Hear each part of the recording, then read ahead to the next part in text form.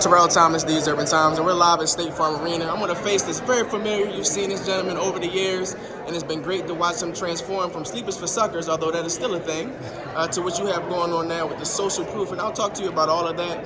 But you just sat on a very dope financial panel hosted by Chase here with the Atlanta Hawks at State Farm Arena. Could you elaborate just a little bit on today's experience? Yeah, it was amazing, man. Just seeing a crowd of people, old, young, college students, they were actually getting the financial literacy conversation. It was just amazing, man, especially Hawks, Chase using their platform to empower people. You know what I mean? These corporations empowering people. It was really, really dope. So we talked about credit, we talked about entrepreneurship, financial literacy, savings, money. It was just phenomenal, man.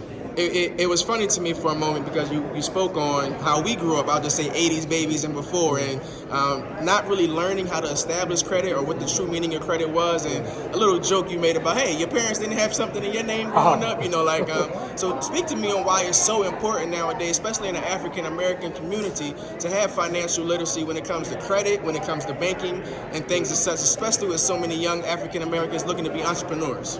Yeah, I mean, it's not taught, and we can't really blame our parents because they didn't seek the knowledge and no one taught them, and nobody taught their parents, and nobody taught their parents, and their parents were slaves. So, I mean, when was we going to get this information? You think about when our parents were slaves, our slave owners owned assets, us, that went to work, right? So they passed that philosophy down. They made money. They understood how to get ahead, right? So for all of these years, that information was passed down. Ours just wasn't. Well, information was passed down, just wasn't anything that was going to help us. So it's important that we get educated as adult people to be able to teach our kids. If we don't do it for nothing else, let's just get into a good financial situation so we can teach our kids, so that their kids can teach their kids. And not just my family, but our community's family, then our whole community grows. So it's vital.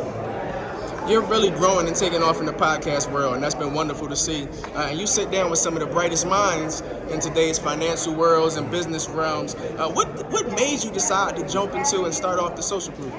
Well, I initially did it because I was doing a conference and I wanted to sell tickets, but I really found out a way to get free coaching from successful people. I'm like, yo, let's sit down, do a podcast. I get to pick your brain for an hour, and that has contributed to my growth so much. Not the podcast itself, but my ability to sit down with other brilliant, successful people, man. So it's impacted me so much. I actually teach kids, you need to start a podcast, and if you don't start a podcast, at least take your phone and start interviewing, getting game from people, because that way you can start building relationships. That way you have a reason to talk to these successful people. So it's been a huge part of my personal journey.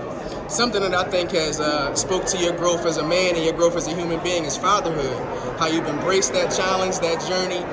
Speak to other black men, just other fathers, period. I don't want to put a color barrier on it, on the importance of fatherhood, and when you take responsibility and take care of your own, how the blessings and doors open up. Oh, bro, it's been, I'm about to go home right now. So I just can't stop thinking about, there's one thing that would take my mind off of business and entrepreneurship is knowing that there's a little girl.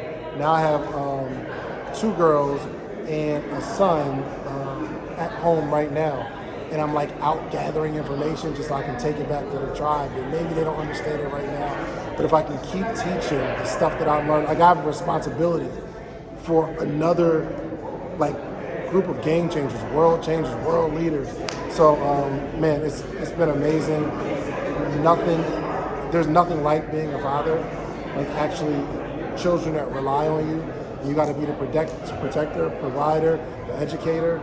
It's been a blessing, man, and making me step my game up on a whole nother level. Before I let you go, again, you're here on MLK Day to enjoy this Atlanta Hawks versus Miami Heat game, a wonderful panel on financial literacy and more presented by Chase. What's next for you, good sir? What do you have in store as we move into the second quarter of 2023? I'm educating more people around entrepreneurship, educating more people about podcasting. It's an industry that I truly believe in. So bigger entrepreneurial events, bigger podcast conferences, and just being a model for the next generation. That's it. Dave, it's a pleasure to sit and speak with you. Pleasure to watch your growth, and we'll be talking with you soon. My brother.